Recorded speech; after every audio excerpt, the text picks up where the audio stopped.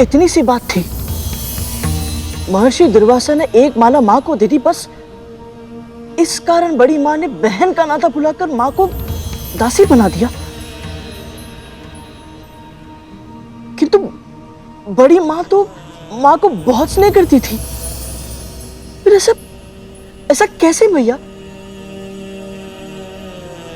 अधिकतर व्यक्ति अपने सगे संबंधी मित्रों का भला ही चाहते हैं, किंतु स्वयं से अधिक भला उनका हो जाए ये नहीं चाहते। महर्षि दुर्वासा ने अपनी माला के लिए बिंता मां को अधिक उपयुक्त माना था। ये देखकर कद्रू मां के हृदय में ईर्ष्या ने जन्म लिया। जिस समय कद्रू मां के हृदय में ईर्ष्या अपनी जड़ें जमा रही थी, उसी समय किसी और का अहंकार पूरे संसार के लिए विपत्ति का वाहक बनने वाला था। और संयोग देखो गरुड़, उसके अहंकार पर प्रहार करने वाले भी महर्षि दुर्वासा ही थे। भैया किसकी बात कर रहे हैं आप? कौन था वो? स्वर्गाधिपति देवराज इंद्र। स्वर्गाधिपति देवराज इंद्र। रुको ऐरावत!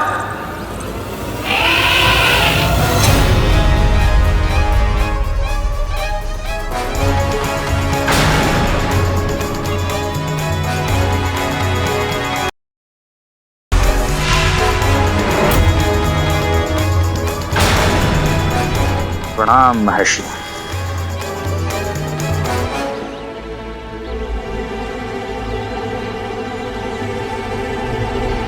मेरे यज्ञ से प्रसन्न होकर स्वयं महाकाल शिव जी ने मुझे ये रुद्राक्ष की माला दी थी।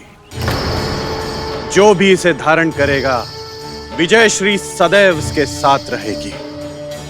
यश उसके भाग्य का दास होगा और समृद्धि उसकी इच्छा की दासी।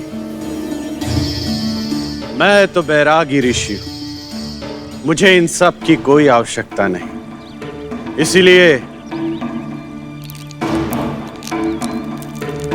इसे आप धारण कर लीजिए देवराज।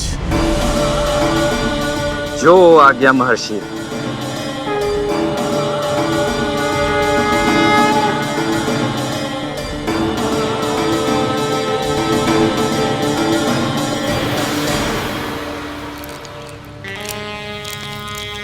देवराज इंद्र को इसकी क्या आवश्यकता?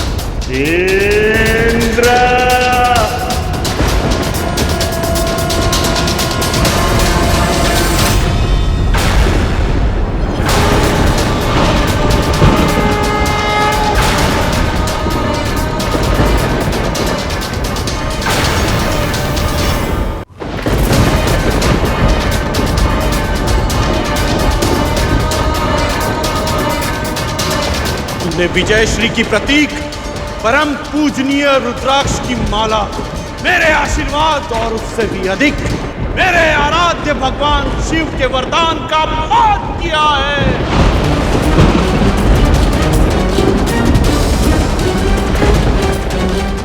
आज से तू और तेरे सभी देवता श्रीहीन हो जाएंगे।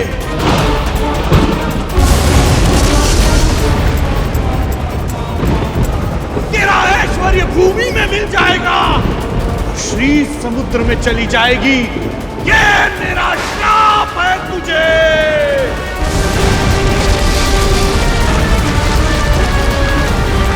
आज से तू और तेरे सभी देवता श्रीहीन हो जाएंगे। तेरा ऐश्वर्य भूमि में मिल जाएगा और श्री समुद्र में चली जाएगी। ये मेरा श्राप है तुझे। कर दीजिए महर्षि, मुझसे भूल हो गई। महर्षि, मुझसे भूल हो गई महर्षि। महर्षि, सच्चे भक्त भगवान से भी बढ़कर होते हैं और महादेव के परम भक्त महर्षि दुर्वासा का अपमान करके देवराज ने केवल स्वयं को दुख नहीं दिया था, पूरे संसार को कष्ट में डाल दिया था। और सबसे अधिक पीड़ा हुई थी मेरे प्रभु नारायण और माता लक्ष्मी को।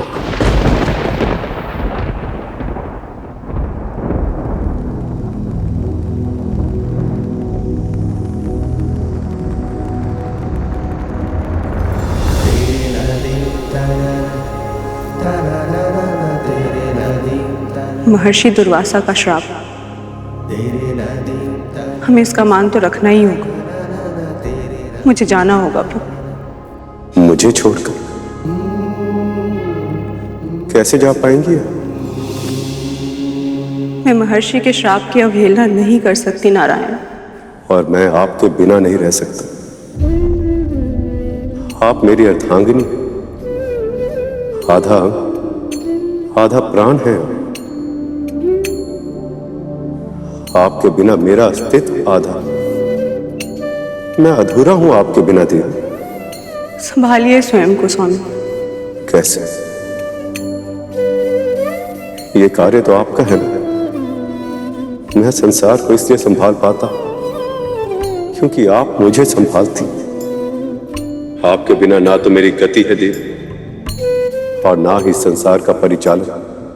सच्चे हृदय से उपजा क्रोध समाज के विकास का कारण बनता है प्रभु। संभव है कि महर्षि के पवित्र मुख से ये श्राप जगत कल्याण के लिए निकला।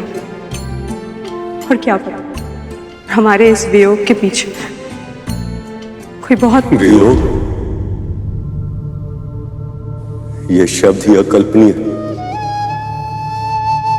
केवल सुनने से ही असहनीय पीड़ा हो रही है।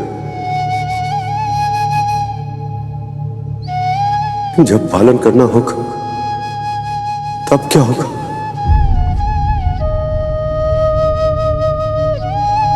वियोग पीड़ा अवश्य देता है स्वामी, पर पुनर्मिलन उसे कहीं अधिक सुख देता है। हमारे पुनर्मिलन के बारे में सोचिए स्वामी। उस क्षण की कल्पना कीजिए जब हमारी विरह की अवधि समाप्त होगी और हम फिर से एक साथ होंगे। कितना सुख, कितना अद्भुत होगा वो पल।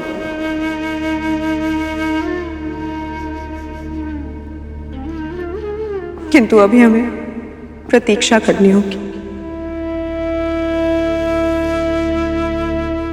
अभी मुझे जाना होगा।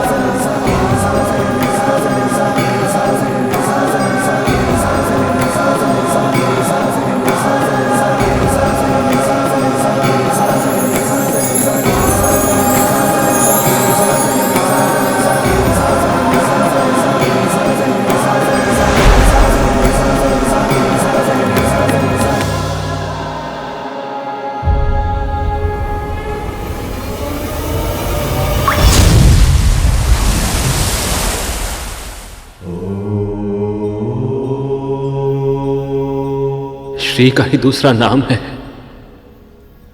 लक्ष्मी। जब महर्षि दुर्वासा के श्राप के कारण श्री अर्थात लक्ष्मी समुद्र में चली गई, तो प्रभु नारायण भी समाधि में लीन हो गए। तब केवल वैकुंठ ही नहीं, सारा संसार श्रीहीन हो गया था। जगत की सारी आभा, सारी शोभा लुप्त हो गई।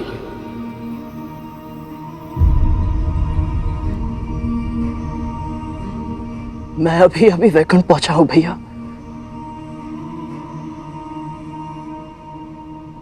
फिर भी यहां की वायु में जो पीड़ा का आभास है, उसे अनुभव कर पा रहा हूं मैं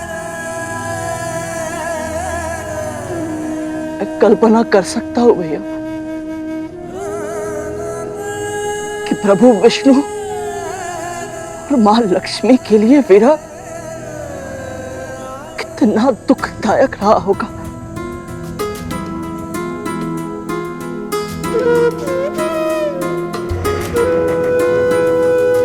भैया, क्या कोई ऐसा उपाय है जिससे मैं इन दोनों को फिर से एक कर पाऊं? तुम्हारी सदिच्छा का स्वागत है गरुड़, और यदि ऐसा कोई उपाय मेरी दृष्टि में होता तो उसे यथार्थ में परिवर्तित करके मैं अपनी माता को फिर वैकुंठ ला चुका होता।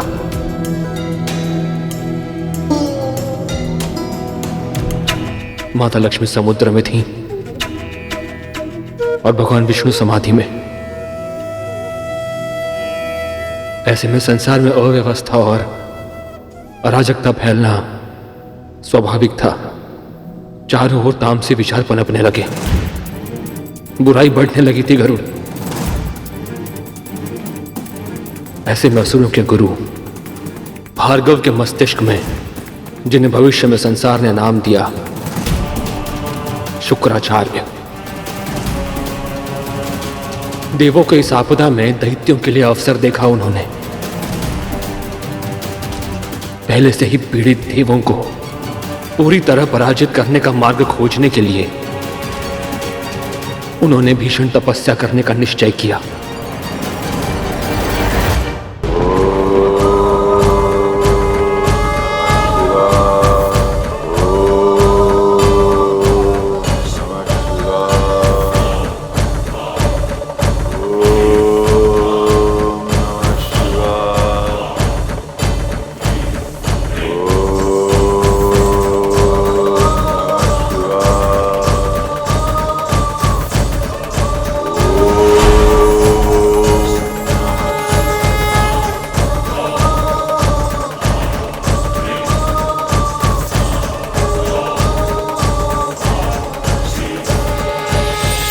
प्रभु, आपकी महाकठिन तपस्या से मैं प्रसन्न हुआ ऋषि भार्गव।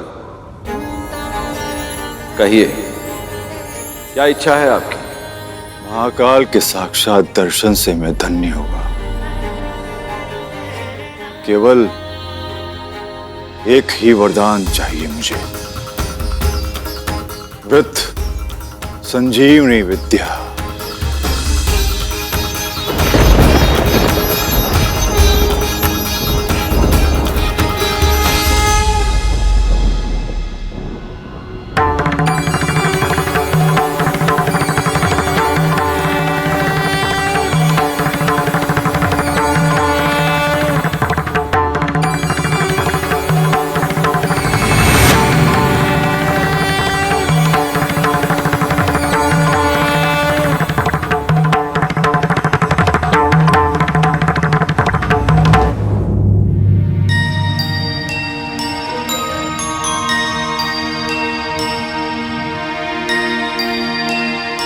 प्रभु शिव शंकर के इस आशीर्वाद ने महर्षि शुक्राचार्य को ऐसी शक्ति दे दी थी जिसका संसार पर भीषण प्रभाव पड़ा। एक ओर सृष्टि का विकास हुआ, वहीं दूसरी ओर विनाश का आरंभ हो रहा था।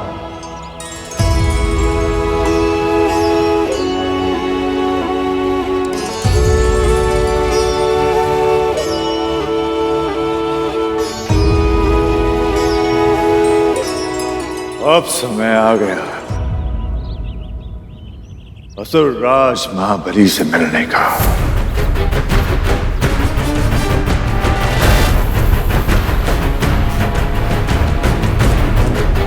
राज महाबली की, असुर राज महाबली की, असुर राज महाबली की, असुर राज महाबली की, असुर राज महाबली की, असुर राज महाबली की, असुर राज महाबली की, असुर राज महाबली की, असुर राज महाबली की, असुर राज महाबली की, असुर राज महाबली की।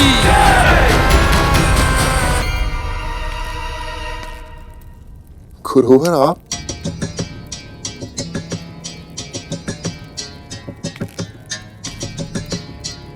विजय भव।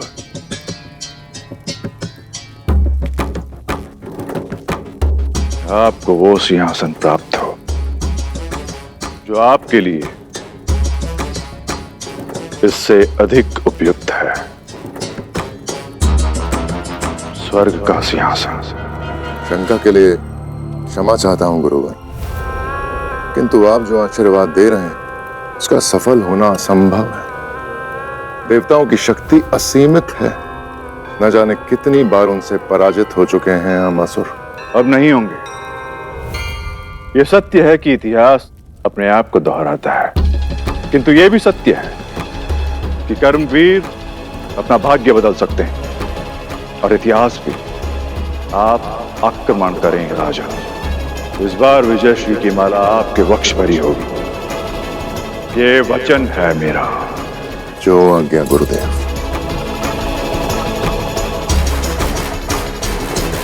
महर्षि भार्गव की, महर्षि भार्गव की, महर्षि भार्गव की।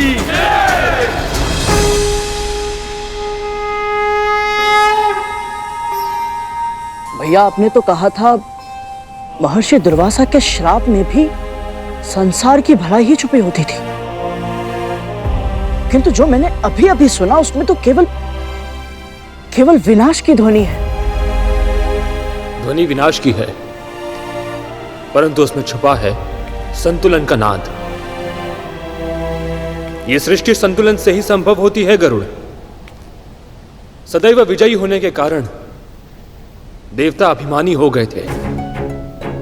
संतुलन का स्थापित होना समय की मांग थी। महर्षि दुर्वासा के श्राप ने इंद्र के अहंकार को तो ठेस पहुंचाई, किंतु इंद्र समेत अन्य सभी देवताओं के अहंकार का पूरी तरह नष्ट होना अभी शेष था। अब तक दानवों की हार होती थी और उसके कारण होता था मां अदिति का तिरस्कार, किंतु अब तिरस्कार की बारी थी माता अदिति की, और इस युद्ध के परिणाम का प्रभाव मां कद्रु और मां विंता के मन पर भी पड़ने वाला था।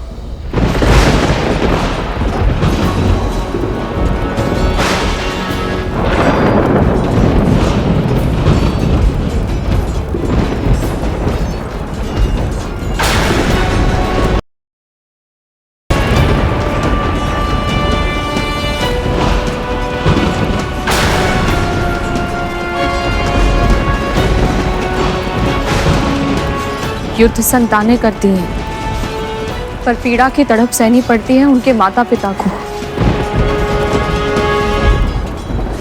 दीदी, हमें एक दूसरे को वचन देना होगा। जैसे मैं और आप आज तक कभी नहीं लड़े, हमारी संतानें भी आपस में झगड़ा कभी नहीं करेंगी। स्वयं नीलकंठ भगवान शिव जी ने एक यज्ञ के फलस्वरूप मुझे ये माला दी थी, जिसे जो धारण करेगा उसे ऐसी प्रतापी संतान प्राप्त होगी जिसके नाम और यश की कीर्ति समस्त ब्रह्मांड में फैलेगी। तू भी ना विंता, जिन्होंने भी जन्म तक नहीं लिया, उनके झगड़े के बारे में अभी से क्यों चिंता करना?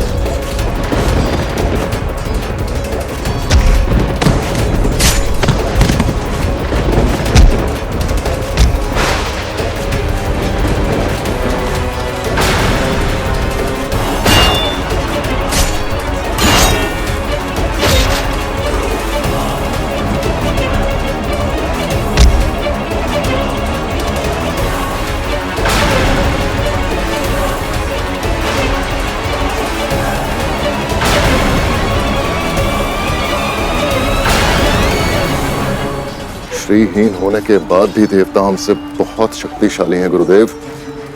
हम ये युद्ध नहीं जीत सकते। हमारे न जाने कितने योद्धा अब तक अपने प्राण गंवा चुके हैं गुरुदेव।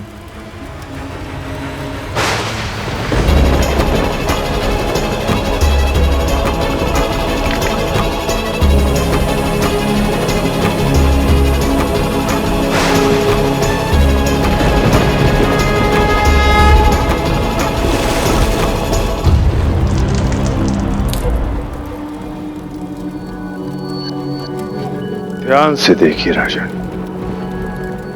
आपका एक भी योद्धा नहीं मारा गया है।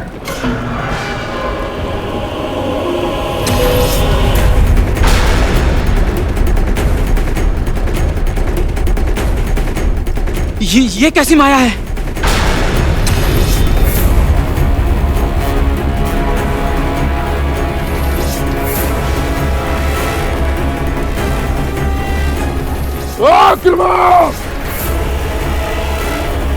भागो, अपने अपने प्राण बचाओ।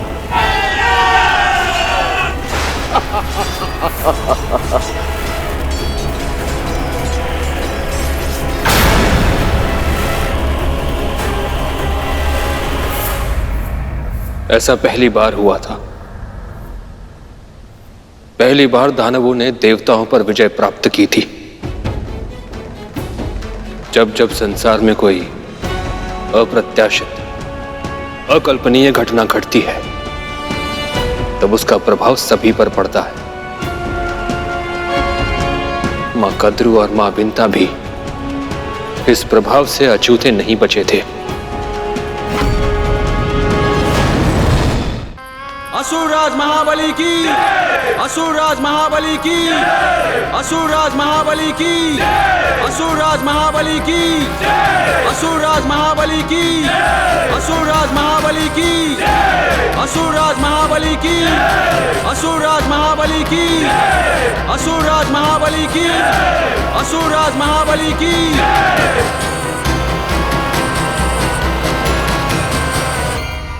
ऋषिवर, आपका बहुत बहुत धन्यवाद।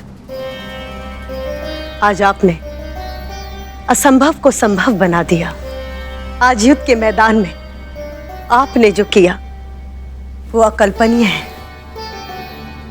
सदा से शोषित रहे हैं हम असुर। पराजय हमारा स्वभाव बन गई थी। हम जीत भी सकते हैं ये विश्वास ही खो चुके थे हम। किंतु आज आपने स्वर्गलोक का सिंहासन नहीं, जीवन का सबसे बड़ा उपहार दिया है।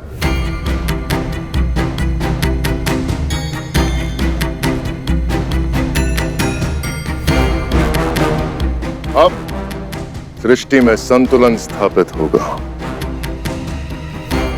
और इसका सारा श्रेय केवल आपको जाता है गुरुवर।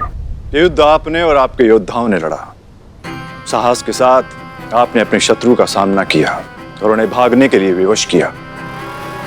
इस विजय का श्रेय आपका है राजन। मैंने तो केवल गुरु होने का धर्म निभाया है।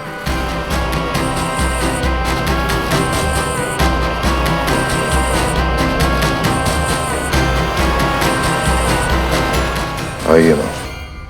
राजमाता दीति की, राजमाता दीति की, राजमाता दीति की, राजमाता दीति की, राजमाता दीति की, राजमाता दीति की, राजमाता दीति की। पुत्र, आज ईश्वर के सिंहासन पर बिठाकर तूने अपनी मां का मान बढ़ाया है, किंतु ये पर्याप्त नहीं। आज तुझे एक वचन देना होगा कि आज के बाद देवता इस सिंहासन पर कभी नहीं बैठेंगे। आज के बाद मेरे पुत्र किसी भी युद्ध में पराजित नहीं होंगे। और आज के बाद महान असुर राज महाबली की मां का गर्व से उठा हुआ यह शीश कभी नहीं झुकेगा। वचन दो। मैं वचन देता हूं मां, जब तक देवताओं का समूल नाश नहीं कर देता मैं शांत नहीं बैठूंगा। असुरराज महाबली की, असुरराज महाबली की, असुरराज महाबली की, असुरराज महाबली की, असुरराज महाबली की। महर्षि दुर्वासा के एक श्राप से यदि देवताओं का राजपाट, यश, वैभव सब कुछ छिन सकता है, तो उनके आशीर्वाद से मिली माला से विंता क्या नहीं कर सकती है। मुझे अपने संतानों के हित की रक्षा करनी ही होगी। इंद्र और अन्य देवताओं के अहंकार के कारण ही आज उनकी इतनी भीषण हार हुई है। हम अपनी संतानों को विनय की शिक्षा देंगे ताकि उन्हें कभी ऐसे दुर्भाग्य का सामना ना करना पड़े, है ना दीदी? दीदी, किस सोच में पड़ गई आप? कुछ नहीं। असुरराज महाबली की, असुरराज महाबली की। दीदी, मैं तुम्हारे लिए बहुत प्रसन्न हूँ। बहुत बहुत बधाई हो।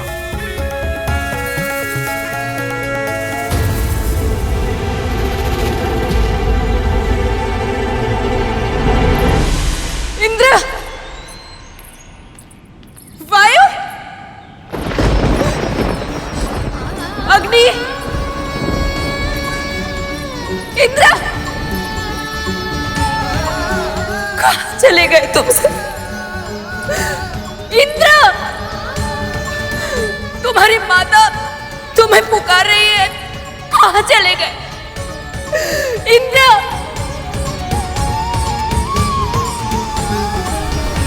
कहाँ चले गए सब?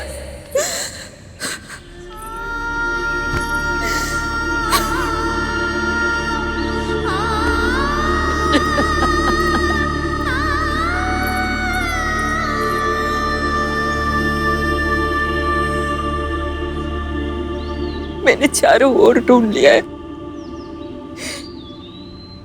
न जाने कहाँ है मेरे पुत्र। पहले तो मेरा स्वर सुनते ही लौट आते थे, परंतु आज दीदी, बाहरी नेत्रों से ढूंढना बंद कीजिए, मन की आंखों से देखिए, अपने हृदय से अनुभव कीजिए। आपकी अंतरात्मा अपने पुत्रों को स्वयं ढूंढ लेगी।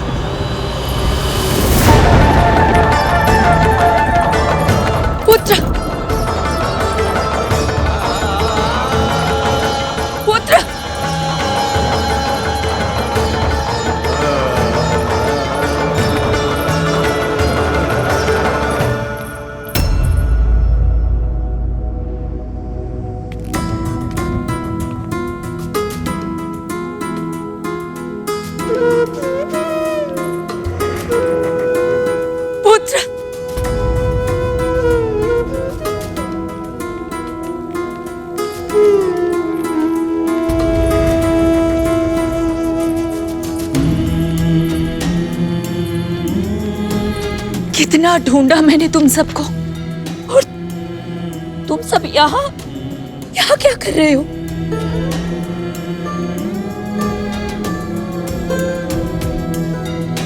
हम सब भयभीत हैं माँ। जीवन में प्रथम बार हमें असुरों से भय लग रहा है। अपने प्राणों के लिए ऐसा भय इससे पहले अनुभव नहीं किया माँ। ना जाने कैसे वो अमर हो गए हैं। हमारा कोई भी अस्त्र शस्त्र उनके प्राण नहीं ले सकता। और अब तो उन्होंने निश्चय कर लिया है कि वो हमें जीवित नहीं छोड़ेंगे।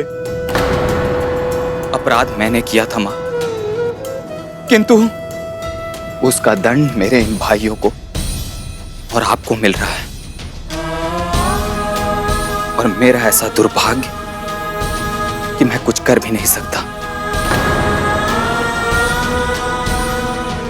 पुत्र, एकता में बहुत शक्ति होती। जब तक तुम सब एक साथ हो, कुछ नहीं होगा तुम्हें।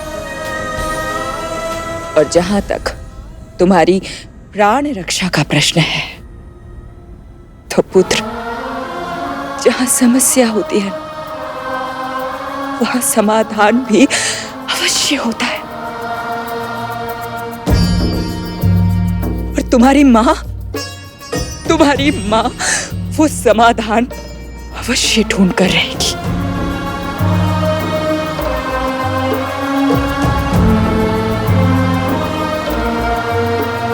जो पुत्र अपने माता पिता का सम्मान करते हैं, उनकी आज्ञा का पालन करते हैं, वो अधिक समय तक सत्मार्ग से दूर नहीं रह सकते।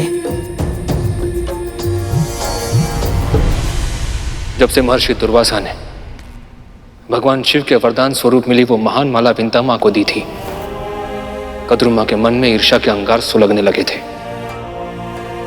अपने आप को अपनी छोटी बहन विंता से उत्तम सिद्ध करने की हठ ने उनके मस्तिष्क में जड़ें जमा ली थी। यहां तक कि अपने पुत्रों के लिए प्रार्थना करते समय भी उनके मन में यही एकमात्र विचार हावी रहता। और इसीलिए जब उनकी प्रार्थना स्वीकार होने का समय आया तो उन्होंने महर्षि कश्यप से कहा,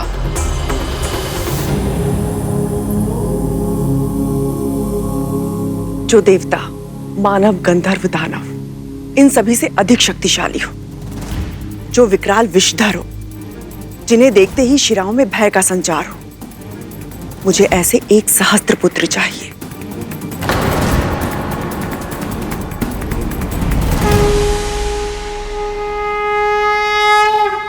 तथास्तु, तथास्तु, तथास्तु। ऐसे बलशाली पुत्र होंगे तो अवश्य त्रिलोकी सामग्री बन जाऊंगी मैं। फिर विंता ही नहीं, दिति, अदिति सब झुकेंगे मेरे आगे।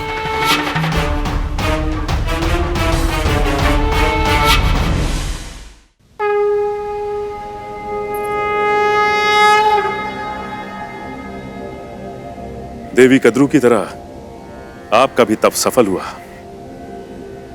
अपनी मन वांछित संतान मांगिए। स्वामी, अधिकार केवल मेरा नहीं है।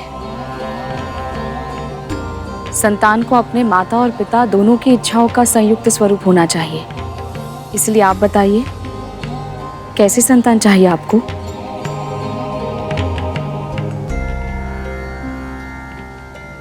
देवी, हम एक ऐसे पुत्र की कामना करते हैं जो माता पिता को अपना आदर्श समझे और जो संसार को ऐसी शिक्षा दे सके कि माता पिता की भक्ति से संसार का समस्त ऐश्वर्य पाया जा सकता है। एक ऐसे पुत्र की कामना जो संसार में देवों और असुरों के बीच के संग्राम को रोककर सृष्टि में संतुलन स्थापित करे। आपने मेरी कल्पना को स्वर दे दिया। जिसके मन में सृष्टि का कल्याण हो और चित्त में हो नारायण के चरण, मुझे ऐसे सदाचारी पुत्र का वरदान दे दीजिए स्वामी।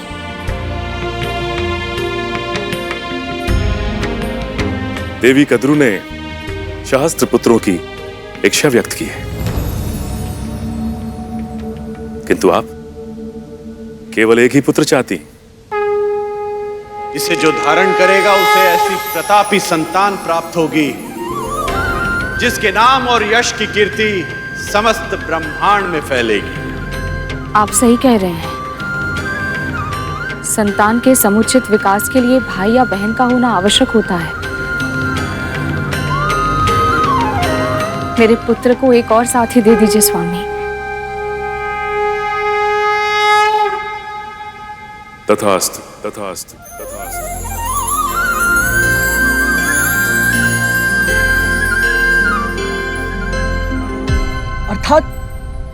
अर्थात मेरा कोई भाई भी है, किंतु भैया माँ ने तो मुझे उनके बारे में कभी कुछ नहीं बताया। कौन है वो और कहाँ है? तुम उन्हें मिल चुके हो गरुड़। क्या? किंतु कब? कौन? सूर्यदेव के रथ के सारथी हैं वो, अरुण, तुम्हारे बड़े भाई। अंधकार को समूल नष्ट करने वाले श्री सूर्यदेव को मेरा प्रणाम।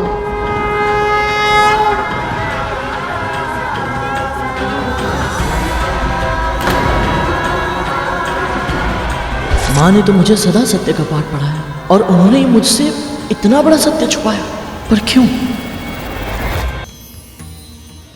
कितना बड़ा मूर्ख हूं मैं।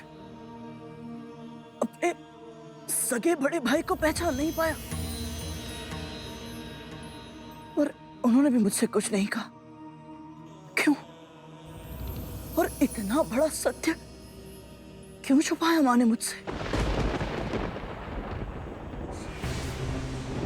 संसार की प्रत्येक माँ जो भी करती है वो अपने संतान के भलाई के लिए ही करती है। तुम्हारे जन्म के पूर्व तुम्हारी माँ ने जो कुछ भी देखा, समझा और सहा था, उसके बाद से उनका प्रत्येक कर्म, प्रत्येक विचार तुम्हारी रक्षा के लिए ही था गरुड़।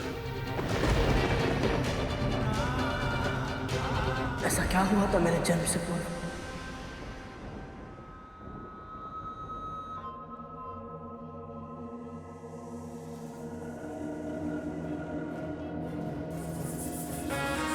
राजमाता दीदी की, राजमाता दीदी की, राजमाता दीदी की। आज इस स्वर्ग के सिंहासन पर बिठाकर तूने अपनी माँ का मान बढ़ाया है।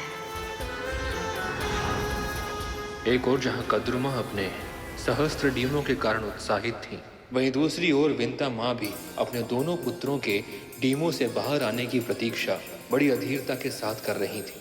जन्म लेने के बाद तुम दोनों को शारीरिक और मानसिक रूप से सक्षम बनना है, क्योंकि जो अपनी सहायता नहीं कर सकता वो दूसरों की रक्षा कैसे कर पाएगा। संपूर्ण संसार आज भौतिक सुख के लिए व्याकुल है पुत्रों, पर तुम दोनों को उस अंतहीन दौड़ से बचकर आत्मिक सुख के मार्ग पर चलना है। अपने परिवार की, फिर समाज की, फिर राष्ट्र की और फिर समस्त संसार की सेवा करनी है तुम्हें।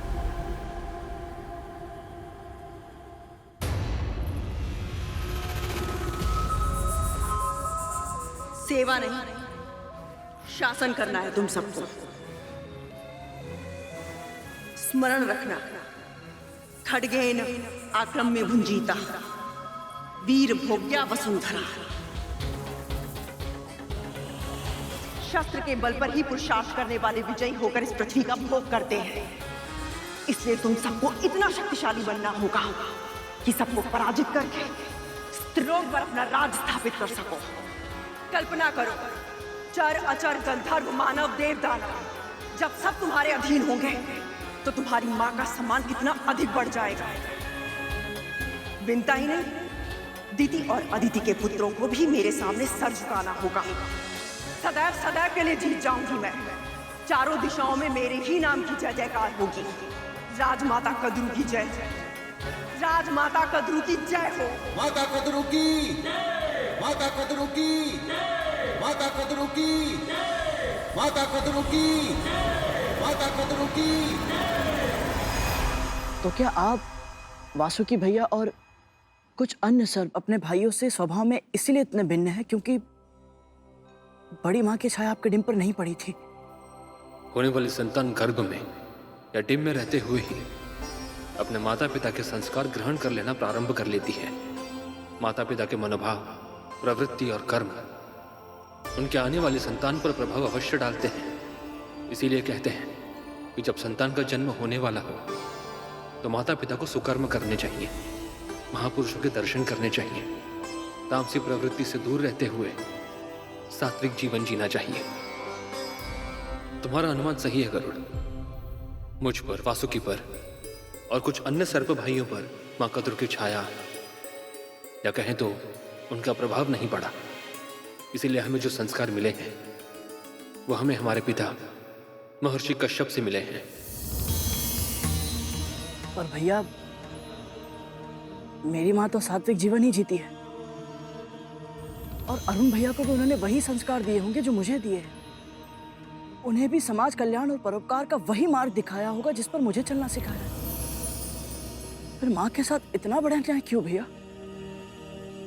क्यों उन्हें अपने बड़े पुत्र से अलग होना पड़ा? क्यों बनना पड़ा किसी और की दासी?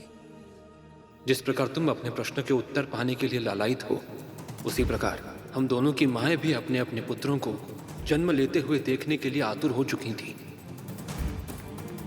कद्रुमा की आतुरता अधिक थी।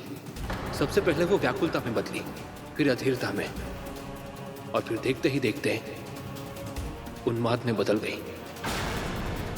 विंता मां में संयम था, परंतु पुत्र प्रेम के कारण वो भी अपने आप को उन्माद के संक्रमण से अधिक समय तक बचा नहीं पाई।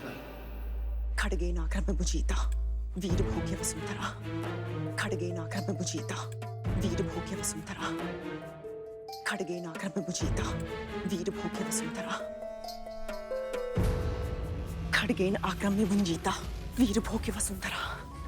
खड्गेन आक्रम्य भुंजीता वीर भोग्य वसुंधरा। खड्गेन आक्रम्य भुंजीता वीर भोग्य वसुंधरा। खड्गेन आक्रम्य भुंजीता वीर भोग्य वसुंधरा। खड्गेन आक्रम्य भुंजीता वीर भोग्य वसुंधरा। दीदी, अब शीघ्र ही मेरे पुत्रों का जन्म होगा। जब वो पहली बार अपनी जिम से बाहर निकलेंगे तो मैं नहीं चाहती उस क्षण की साक्षी बनने से मैं चूक जाऊं। मुझे भी ऐसा ही लगता है दीदी। शीघ्र ही मेरे पुत्रों का भी जन्म होगा और संभव है आपके सहस्त्र पुत्रों से पहले मेरे पुत्रों का जन्म हो जाए। इसे जो धारण करेगा उसे ऐसी प्रतापी संतान प्राप्त होगी जिसके नाम और यश की कीर्ति समस्त ब्रह्मांड में फैलेगी। ऐसा नहीं होगा। दिव्य माला मिलने का अर्थ ये नहीं कि तुम्हें मुझसे पहले और अधिक मिल जाएगा। सबसे पहले मेरे ही पुत्रों का जन्म होगा। तो लगे शायद जिसके डिम बाद में फूटेंगे उसे पूरे महल को दीपक से सजाना होगा। स्वीकार है।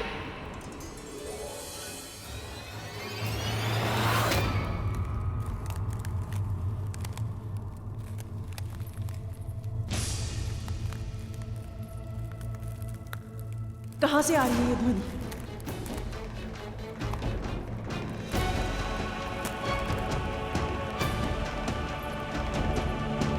मन की आंखें वो भी देख सकती हैं जिसे देखने में तन की आंखें असमर्थ होती। अब शीघ्र ही पता चल जाएगा कि इस ध्वनि का स्रोत कहाँ है।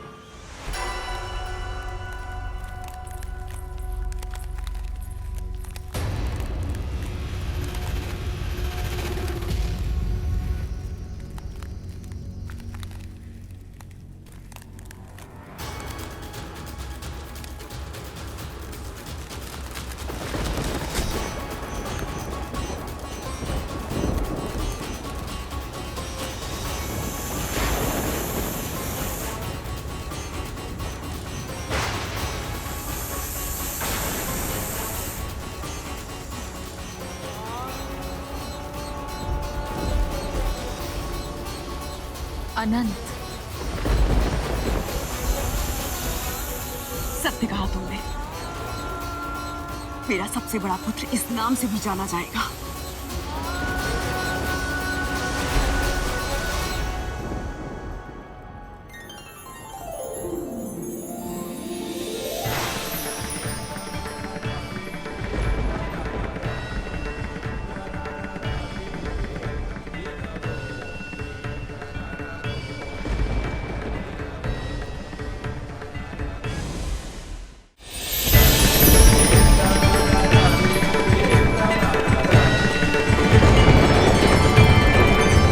तुम्हारी छोटी मां विंता ने तुम्हें अनंत नाम दिया है, किंतु मैं तुम्हारी मां तुम्हें शेष कहकर बुलाऊंगी।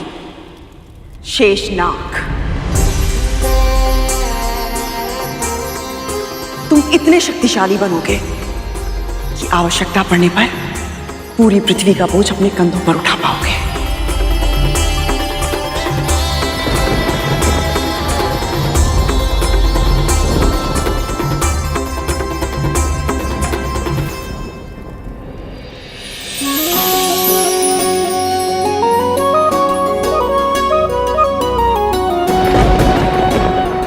अनंत, तुम्हें अनंत काल तक प्रभु श्री नारायण की भक्ति और सेवा का अवसर मिले।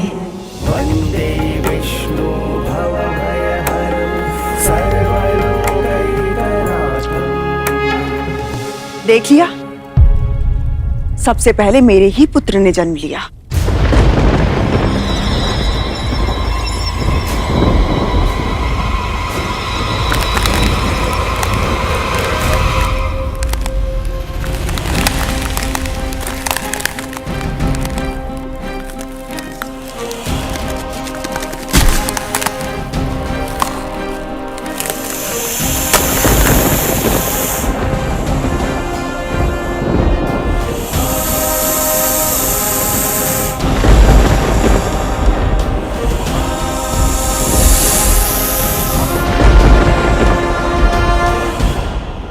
तुम वासुकी कहलाओगे पुत्र।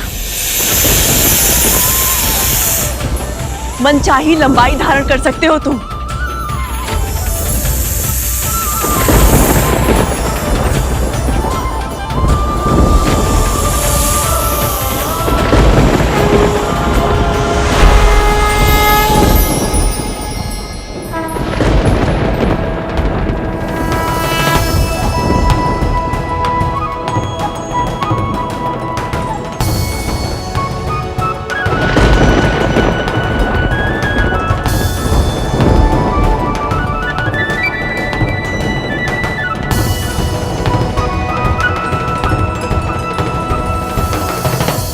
प्रणाम माँ।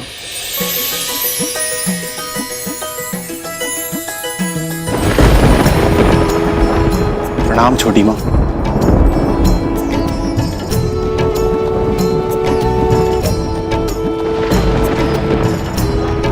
जैसे अनंत को नारायण की सेवा का सौभाग्य मिलेगा, वैसे ही तुम्हें मिलेगी महाकाल शिव की भक्ति।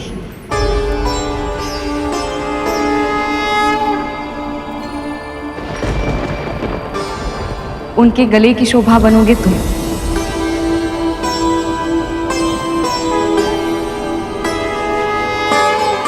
इतना मूल्यवान आशीर्वाद देकर आपने मेरा जीवन सफल कर दिया छोटी माँ।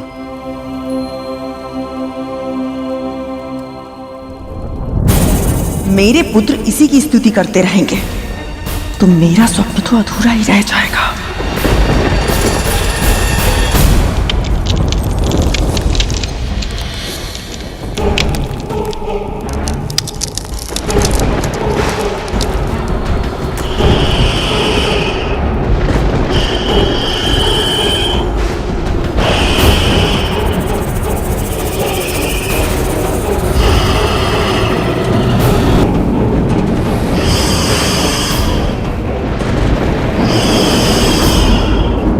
संसार में तुम्हारा स्वागत है पुत्र तक्षक।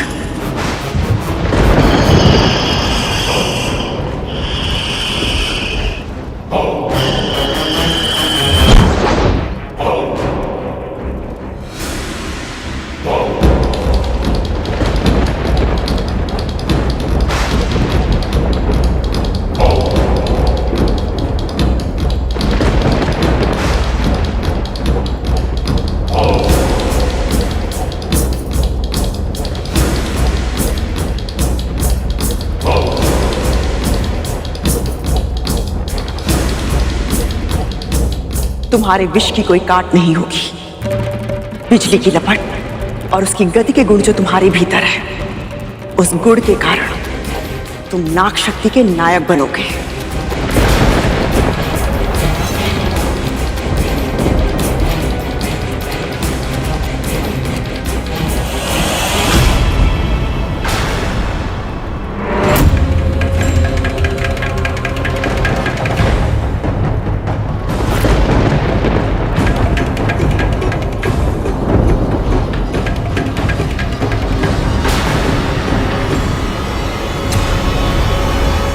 तुम्हारी छोटी माँ है, प्रणाम करो।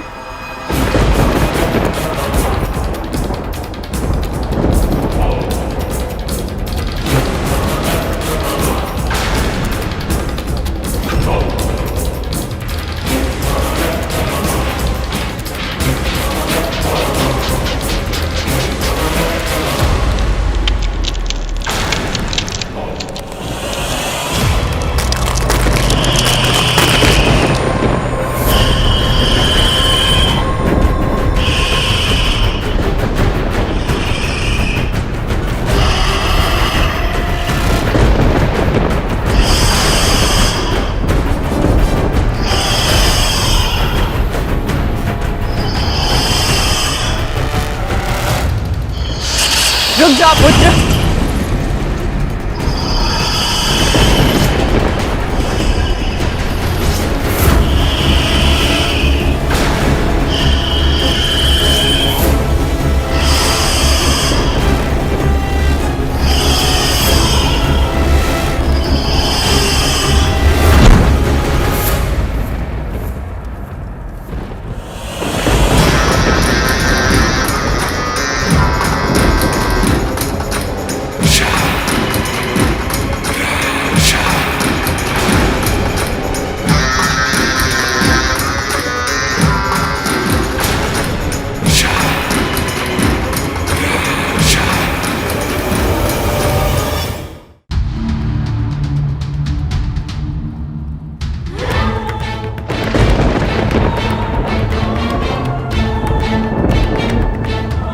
वाह पुत्र वाह, तेरी शक्ति अद्भुत है। साक्षात काल का रूप हो तुम।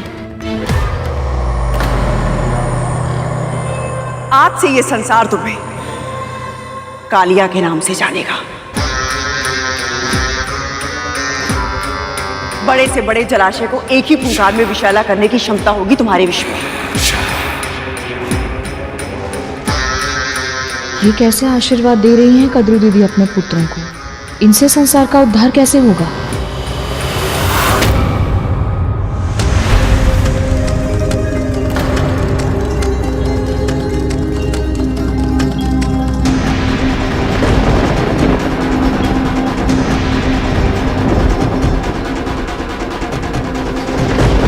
क्या हुआ विंता? कदम का ये वृक्ष मुझे बहुत प्रिय था दीदी। इसके पुष्पों से मैं श्री विष्णु की पूजा करती थी।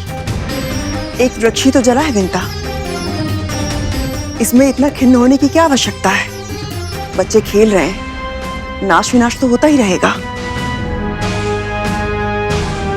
तुम नहीं समझोगी, तुम्हारी अभी तक एक भी संतान नहीं हुई है ना?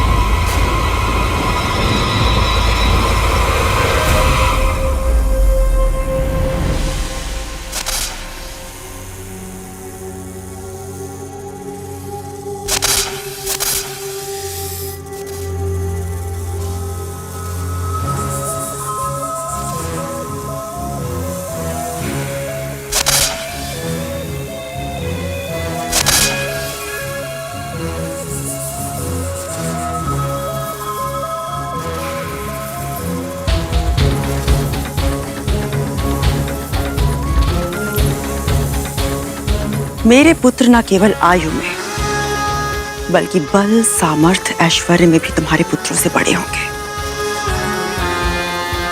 मैं शर्त जीत गई विंता, और अब मैं अपने पुत्रों के साथ समस्त संसार को जीतूंगी। ये पुत्र नहीं, 1,000 अस्त्र शस्त्र हैं मेरे, जो बड़ी से बड़ी शक्तियों को मेरे चरणों में झुका देंगे। समस्त संसार इनसे डरेगा और मेरा सम्मान करेगा।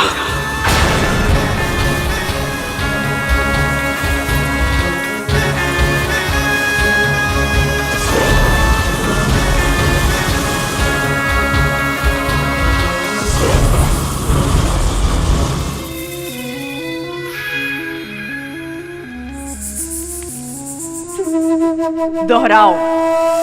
खड़गेन आक्रम में भुंजीता, खड़गेन आक्रम में भुंजीता, वीर भोग्या वसुंधरा, वीर भोग्या वसुंधरा, खड़गेन आक्रम में भुंजीता, खड़गेन आक्रम में भुंजीता, खड़गेन आक्रम में भुंजीता, खड़गेन आक्रम में भुंजीता, वीर भोग्या वसुंधरा, वीर भोग्या वसुंधरा, खड़गेन आक्रम में भुंजीता, खड़गेन आक्रम में भुंजीता, वीर भोग्या वसुंधरा, वीर भोग्य वसुंधरा। कद्रू दीदी के 1,000 पुत्रों ने जन्म ले लिया, पर मेरे एक भी पुत्र का जन्म अभी तक नहीं हुआ। कब फूटेंगे मेरे दिन? कब होंगे मेरे पुत्र? उस समय विंता माँ की आंखों में मैंने जो देखा, उसके बारे में कभी किसी ने कल्पना भी नहीं की होगी। ऐसा क्या देखा आपने भैया? मत्सर अर्थात ईर्ष्या। मां और ईर्ष्या? असंभव। पर शेषनाग भैया असत्य क्यों बोलेंगे?